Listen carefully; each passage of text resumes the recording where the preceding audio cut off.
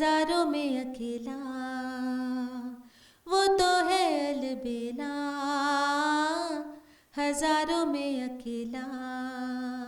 सदा तुमने ऐब देखा, हुनर तो न देखा, वो तो है अलबेला। दिल में that song and वो तो है अलबेला, that film is like an institution in itself, it's like a book. and Kundan Shah ने जिस तरह से आपके कैरेक्टर को पेश किया था and the climax जब उसको छोड़ के चली जाती है.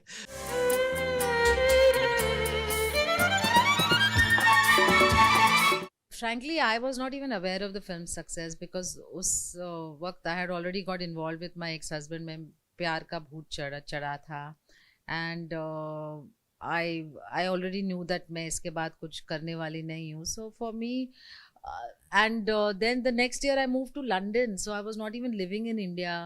So the success I never experienced it till I think much later. जब मुझे पता चला अरे ये तो कल्ट फिल्म बनी है, ये तो इतनी सक्सेसफुल हो गई है. And so I never really experience. Of course अब मैं रिलीज पे थी, हम लोग ट्रैवल किए यहाँ वहाँ, but I never experience the success of the film when it came out. कुछ मज़ेदार किस्से शूटिंग के दौरान. शाहरुख थे, आशुतोष गोवारिकर थे, दीपक तिजोरी थे, एंड इंटरेस्टिंग उसमें जो हमने तो बहुत एंजॉय किया. How much fun you had while shooting, and interesting tidbits during the shoot. मुझे एक चीज़ याद है, आशुतोष गोवारिकर दिन भर सोते थे, दिन भर. And at one point I asked him, I said how can you sleep so much, you know, and he just laughed. So उस वक्त no idea that he would go on to become such a brilliant director himself and all that. And या तो this I remember, क्योंकि मैंने दूसरों के बहुत किस्से बोले हैं, वेदर इट्स अबाउट शाहरुख और दीपक और कुंदन, पर ये आशुतोष के बारे में मुझे बहुत अच्छी तरह याद है कि वो दिन भर सोते थे. या तो वो सेट पे शूटिंग के लिए आते थे, नहीं तो हम लोग क्या अगर शूटिंग नहीं है, हम लोग स्विमिंग कर रहे हैं, बीच पे गए या गेम्स खेल रहे हैं या कुछ, आशुतोष सोते थे बस. फिल्म तो गोवा की थी, लेकिन I don't know if is it true कि पूरी फिल्म मुंबई में शूट हुई थी and it was not actually Goa, you went to Goa for the shoot. No, 2 बड़े शेड्यूल्स हुए गोवा में. एंड फिर वो जो कंप्लीट नहीं हुआ था, वो तो है अलबेला का सॉन्ग, वो फिल्म वो सेट लगाई गई to match the Goa location. वो बॉम्बे में सेट लगा के वो गाना शूट किया था. वो तो है अलबेला, हजारों में अकेला. गोवा में आप कितना चिल करते थे. आजकल के youngsters when going think of Goa you think of like party and beach and chill. तो एक्चुअली यू चिल्ड और इट वाज जस्ट शूटिंग? नहीं, क्योंकि आजकल बहुत अलग है. See if you have 21 days का shoot, you only give 21 days. उन दिनों आपका 10 दिन का शूट हो या 12 दिन का शूट हो या 30 दिन का शूट हो, शेड्यूल 3 महीने का है, तो you go and stay there for 3 months, you know. तो मैं तो फुल शूटिंग के लिए थी. और हाँ, हम लोग चिल करते थे. एंड बहुत मतलब आई रिमेम्बर वो होटल में we used to swim, pool में वॉलीबॉल खेलते थे सब. तो हाँ, तो and it was very hot, summer में शूट किया था. तो and Goa that time was completely different. अभी तो मैं it's unrecognizable compare to the Goa of those days, you no.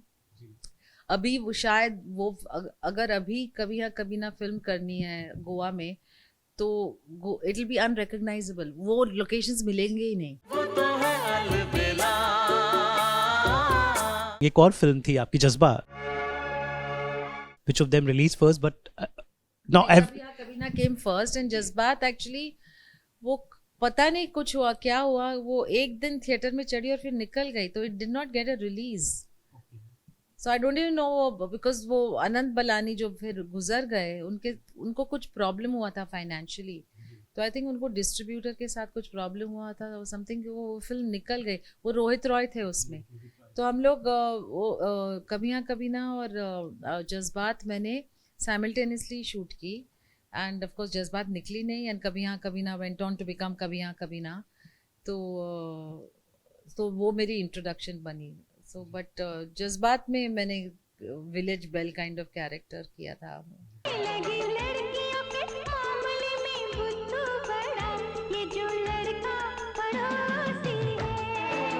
बहुत बुरी एक्टिंग की थी मैंने उसमें. फिल्म अच्छी थी पर मैंने बहुत बुरी एक्ट की. समटाइम्स आई फील अच्छा है किसी ने नहीं देखा. एक तू हसीन दूजी रात है सनम. उसके बाद एक ब्रेक के बाद फिर आप वापस आए थे माय वाइफ्स मर्डर के साथ, अनिल कपूर के साथ. तो how was that second inning as an actress where cinema काफ़ी थोड़ा बदलना शुरू हो गया था, बजाय जब आपने कभी हाँ कभी ना की थी. जब दोबारा आप आए तो सिनेमा थोड़ा चेंज हुआ था, राम गोपाल वर्मा की जैसे आपने फिल्म्स की. The time started changing and there was a new cinema that evolved over the years. So how did you see that change when you made a comeback? See, I was very relieved.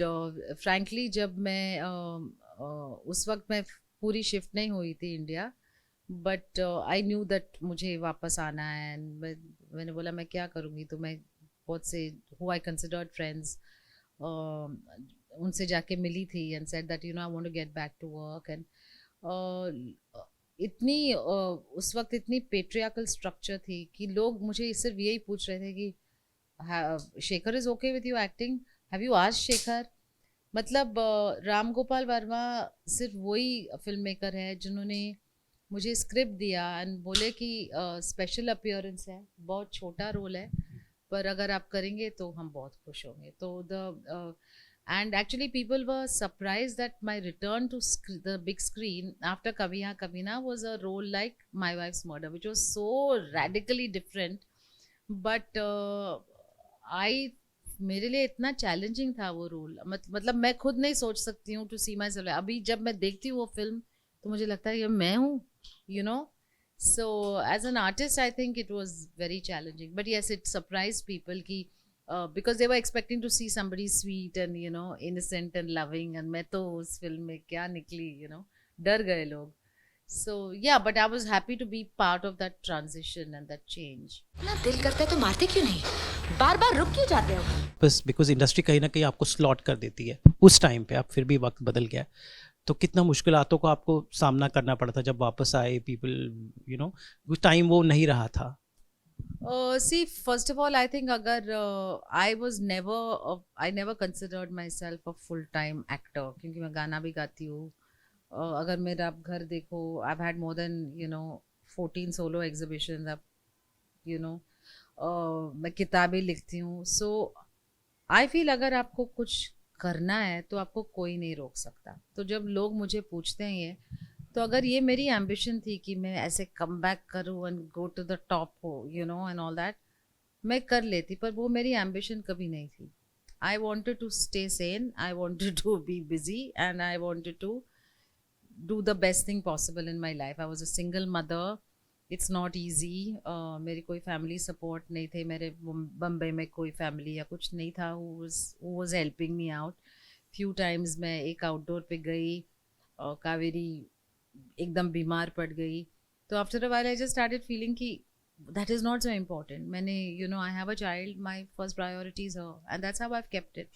So I feel अगर करना है तो nobody can stop you, पर वो ambition होनी चाहिए, वो जो मुझ में नहीं थी फ्रैंकली. आपने शुरुआत की थी, पर आज के टीवी सीरियल्स काफ़ी अलग हैं. तो कभी टीवी सीरियल्स में ये I mean what do you feel about today's TV serials, the so called saas bahu shows that most of the people watch? See, I think people are watching it because somewhere they relate to it ना. लोग मजाक उड़ाते हैं, but लोग कोई कुछ देखता नहीं unless they are resonating with it. वो कुछ identify करते हैं उनके साथ. So मैं ज़्यादा टीवी देखती नहीं हूँ, but I know that TV stars बहुत बड़े हैं इंडिया में, and I feel to each their own, you know.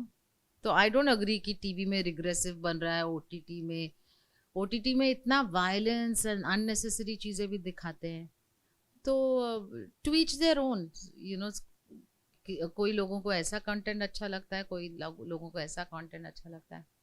तो आई फील इट्स गुड. लोगों को काम मिल रहा है, इंडस्ट्री फ्लरिश हो रही है, यू नो, तो it's all good. One good thing I observed, you're very active on social media, very vocal about your thoughts. So what do you feel about the social media? It's a boon or a bane? It's definitely a boon. It's definitely a boon. And see, whether you like it or no, you have to accept it is what it is. It is there. So you might as well make the most of it. And it's also a direct contact with your audience. You know, you're not going via any media.